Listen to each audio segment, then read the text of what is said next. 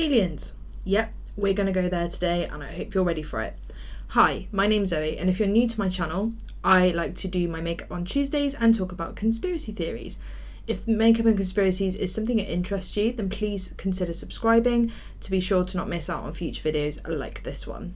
I am very much inspired by Robert Welsh and Bailey Sarian, and if you don't know who those two are, their channels will be linked in the description below, so please go and check them out. Aliens, let's get into it. Today we're going to be talking about Rendlesham and the UFO crash that happened there. For those of you who haven't heard about this conspiracy theory before, strap in. There's a lot. It's pretty cool. And yeah, I just hope that you enjoyed today's video. Let's just get straight into it. So on the 27th of December 1980, a UFO landed in a clearing of Rendlesham Forest next to the joint USAF air bases of Bentwaters and Woodbridge near Ipswich in England. Commander Lieutenant Colonel Charles Holt and several of his men witnessed the landing. The UFO was tracked on British military radar. It actually popped up, and apparently physical evidence was found at the site of the crash afterwards. 12 years later, a British parliamentary watchdog said that the UK government had basically attempted to cover up the landing at Rendlesham in 1980. In 2002, Parliamentary Ombudsman Anne Abraham ruled that the UK MOD, Ministry of Defence, refused to divulge detailed information about the crash. This included witness accounts. It left curious people with little to no knowledge about the event, just wondering what had happened and why the information had held back, like what actually went down and why it wasn't being talked about, why it had been hidden from the public eye. So I know it's a bit early on to be adding my personal thoughts and feelings on this one so far, but I feel that if everything that happened at Rendlesham is true, it's completely true, and all information had been held back, nothing had been leaked out to the media, the public eye, nobody knew what was going on, none of the details were released, I wouldn't necessarily say that's a bad thing, and that's just me speaking, like this is just my opinion speaking. I feel that the government, let's just say tomorrow a news story comes out, and bearing in mind everything that we've been going through at the minute, a news story comes out, aliens, they're true, there's evidence, the government are being really open about it, they're talking about it, and they're wanting to tell everybody. What do you think is going to happen? Everybody's going to freak out. I'd freak out, because in film, TV, books, things like that, we've all kind of been conditioned to fear extraterrestrials and aliens. It's something, there's horror films about aliens, so naturally, if it were to actually happen, something that people speculate about, but so far apparently there's no proof, so say, everybody would just freak out. Everyone would lose their minds. So I don't think that it's necessarily a bad thing if they did cover it up. The incident at Rendlesham has become one of the most talked about and biggest UFO sightings to history to date, and it earned the nickname the English Roswell. A lot of people say that this could be due to the fact that Roswell and Rendlesham have quite a lot of mutual links, one of them being the fact that both happened very close to military bases, and as well as being happenings or conspiracies that the government have basically tried to cover up. So that's why the two have been compared side by side. Similar circumstances. Both incidents happened close to highly sensitive military bases, as well as being happenings or conspiracies that the government have tried to cover up. Facts surrounding Rendlesham have been both proven and exposed, including staggering eyewitness accounts from highly credible military professionals. Yeah, you heard that right. It was shortly after midnight on Boxing Day 1980, radar screens at the RAF Walton in Norfolk showed the sudden appearance of an object near the Rendlesham forest. The twin air bases housed a vast stockpile of weapons, and alarms intensified as the object was suddenly nearby. Then it suddenly disappeared, and before reappearing without warning on the radar of the Bentwaters base. Further radar confirmations of the strange craft were coming back in from other tracking stations.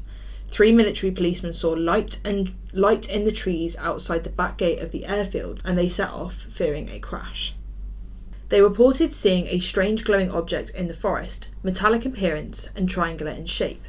It was approximately 2 to 3 metres across the base and 2 metres high. It illuminated the entire forest with white light. The object itself has a pulsating red light at the top and a bank of blue lights underneath. The object was hovering or on legs. As the patrolman approached, it manoeuvred through the trees and disappeared. At this time, animals on a nearby farm went into a complete frenzy. The following night, Holt joined a patrol that came across 3 impressions on the forest floor, where the location of the object had been sighted. So these 3 impressions, the radiation, they basically managed to measure the radiation around these impressions, and they were 10 times the normal limit, which is a bit strange. We can all agree on that. It's quite strange. When they were looking at these impressions in the ground, they put, in their own words, that the craft returned as this happened. Several years after this incident, Holt released an 18-minute audio cassette tape made on the night of the encounter. Again, I wanted to say, whether or not it took this long because he didn't feel like it was right to release it, or whether he'd been told to keep his silence, who knows. An officer on the patrol was heard to be saying, "Look at the colours, shit," after seeing the craft. The tape also details the panic-stricken men as they see a beam of light coming from the craft, and it disabled electrical devices in the area for a period of time, as well as other military personnel in the area that were recording the event with video cameras. So for any skeptics out there who were like, well, surely that would have been picked up upon, that's why. With the multiple types of physical evidence and several eyewitness accounts, the public might eventually be told of these confirmed flying objects in the sky at long last. But sadly, attempts were made to cover up everything to do with the incident. In 1983, there was a memo written by Lieutenant Colonel Holt, and he wrote it to the British Ministry of Defence, and it was released under the UK Freedom of Information Act. This is where the path to the truth and revealing the truth began. More and more US military witnesses of the event were identified, and the USAF security patrolman Larry Warren went public with an account stating that he'd seen 3 aeronaut entities communicating with senior officers. The next morning, himself and his colleagues were checked over for radiation exposure. Remember what I said about the impressions in the ground? They were checked over for radiation exposure and instructed to sign statements, assumingly to alter his accounts, so of what he'd said previously, to change that. And that actually what they'd seen was unusual lights. The statements were arranged by the members of the National Security Agency, and they warned the men not to discuss what they'd seen. An author named Georgina Bruni, she wrote a book on the Rendlesham case, and at a social event in 1997, she tried to speak to the former Prime Minister, Margaret Thatcher, and it was reported that she got quite angry about this. She didn't want to talk about it, so she turned around to this author. She turned around to her, and she said, "You can't tell the people." So we're going to go on to the theories now about this entire conspiracy with Rendlesham. So some people suspect the NSA, the National Security Agency, that they had a strong presence at the bases and they played a key role in attempting to cover up the entire event. These conspirators believe that the NSA have an alleged contact and a Humans for Advanced Technology exchange program with the Greys, these guys here. And that Rendlesham was just a business meeting and it was supposedly completely routine and it was supposed to go ahead and happen. But it was unexpectedly witnessed by Lieutenant Colonel Holt. I'm just going to keep calling him Holt because Lieutenant Colonel is a lot. It's like a mouthful. And it was unexpectedly witnessed by Holt and his men that evening. So other people suspect Project Phoenix, which is an ultra-secret program run by America's Defense and Advanced Research Projects Agency. Yeah, that was a lot to say. The Project Phoenix are involved in this entire incident. These people would say that one element of Project Phoenix may be dealing with advanced microwave, laser and hologram weapons meant to create totally convincing illusions to baffle and demoralise the enemy. Rendlesham may have been an experiment to test the credulity of crack troops as well as assessing the impact on morale against elite warriors of these weapons, according to those who support that theory. This kind of goes off on a little bit of a tangent here, but you may have heard of the green-skinned children, and the reason they tie into this video is that in medieval times, in an area close to Rendlesham, 2 mysterious green-skinned children were found, causing some people to speculate that this part of Suffolk could be a gateway to a parallel Earth. Speculations of people say that these visitors could have taken a wrong turn at some point and they ended up near Rendlesham. And I'm guessing from reading that theory online that people are kind of tying the two in together, the kind of extraterrestrial life, and maybe that could be part of it, or maybe, you know, these beings came back. Your guess is as good as mine. It's a bit weird. I did a little bit of digging. I actually found this on the BBC website, and I hadn't heard, this part wasn't kind of published in any of the other sources I read, so I thought it would be quite interesting to include. So Vince Thurkettle was out chopping wood one morning in Rendlesham Forest in late December 1980 when a car drew up. Out stepped two men, aged about 30, dressed in suits. "Good morning. Do you mind if we ask you about some questions?" asked one, in a well-spoken English accent. Earlier on 26th and the 28th December, the United States Air Force, USAF, security personnel stationed at nearby RAF Woodbridge and had reported seeing strange lights in the surrounding forest. Forestry worker Mr. Thurkettle's unannounced and unidentified visitors asked if he'd been out the previous night. "I said no," he recalls. "They said, 'Did you leave the house at all?' Did I say anything? And I said, 'What?' They said, 'Oh, there's a report of some red lights in the forest and we're just checking.' And the two of them were very politely but firmly asked me probably about 20 questions, and I thought they were journalists. They suddenly said, 'Oh well, fair enough, there's probably nothing in it,' and left. So I bought the papers every day for the next few days to find out what was going on, and of course there was nothing." I think it is interesting that these guys, like, I'm guessing they're like officials, work for the military or whatever, are poking around trying to find information, yet they're making out in the media and everything and that there's nothing going on. Well, they're not making out there's nothing going on, they've just made every effort possible to hide anything to do with Rendlesham, yet so many people spoke up, so many people said they saw it. It's a bit odd. It's a little bit weird. This guy stated he was told by UK officials they had no knowledge of the event until Charles Holt's memo to the US military was released. The UK military, I think it was the UK military. The eyewitness account from this source states, however, it was the US government who released the memo from Holt to the world. So my personal feelings are this, like, in a situation where, let's just say, for argument's sake, there's nothing to worry about, nothing's happened, and it's just a misunderstanding. Why would it be necessary for them to go to great lengths to interview people, to make people change their thoughts, not their thoughts, but what they saw, their statement of what they saw? Why go to that length to do that?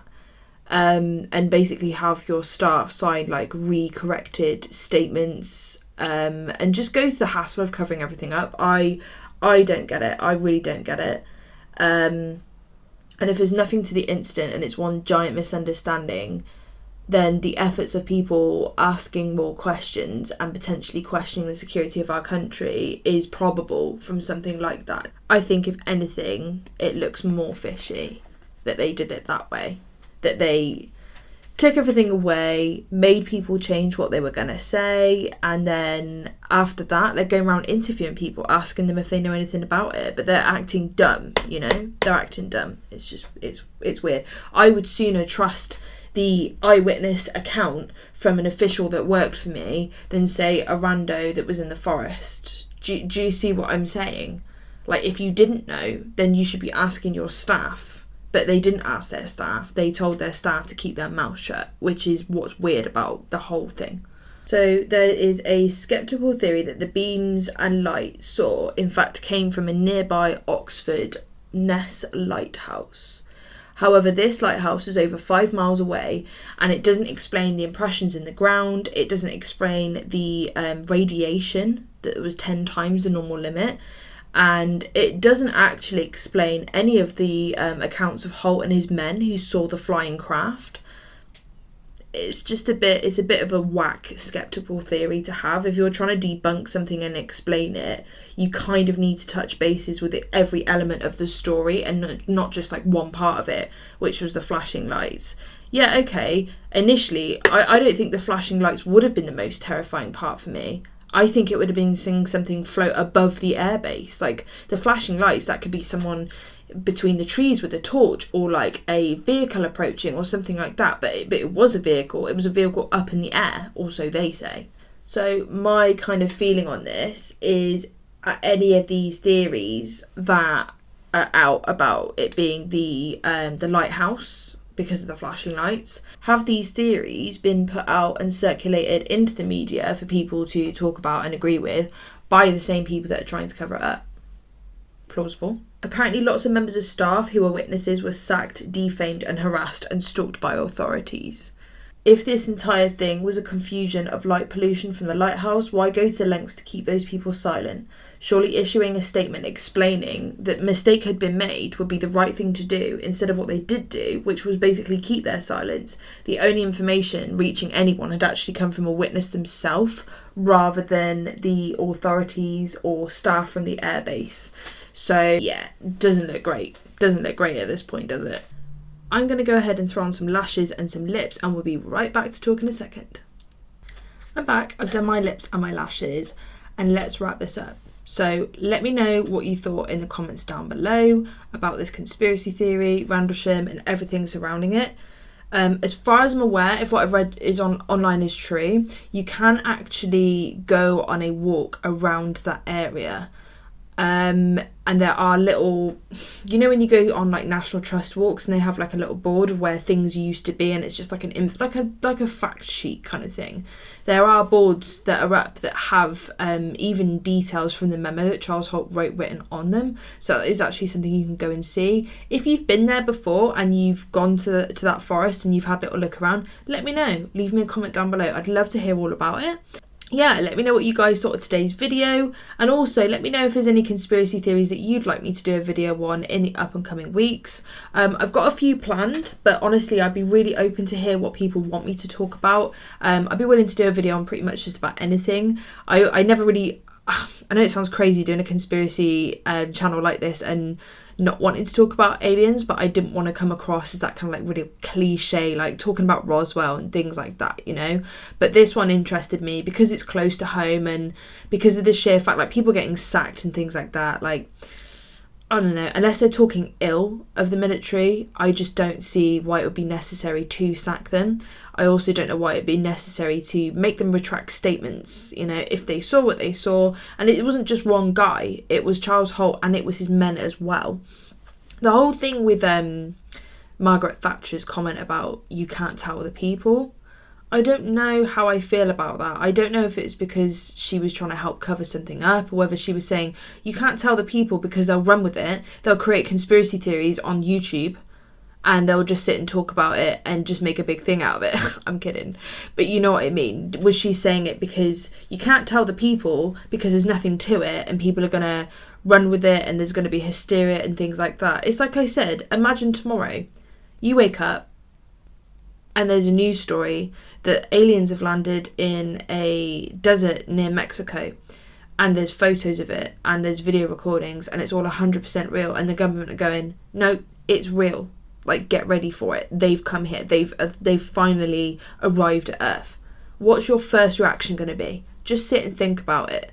So the more you read about these theories about the government wanting people not to see the truth, you can kind of understand why. There would be. People would get hysterical about it. It's just fact. Like I said, as humans, we've been conditioned to fear things like aliens, extraterrestrials, and unknown life from other planets through books, films, TV, all of it, you know? So there's that. I enjoyed doing the research for this video. I think it is interesting. If I get the opportunity to visit the Rendlesham Forest, it's something I definitely want to do. But like I said, let me know what you thought in the comments down below. To avoid missing videos like this one, be sure to hit subscribe and you'll get to see my conspiracy content every single Tuesday. I do other makeup-y videos and things like that, so if you want to see those, you'll, subscribe, you'll see those as well. Thank you for watching, stay safe, and I'll see you all soon. Bye!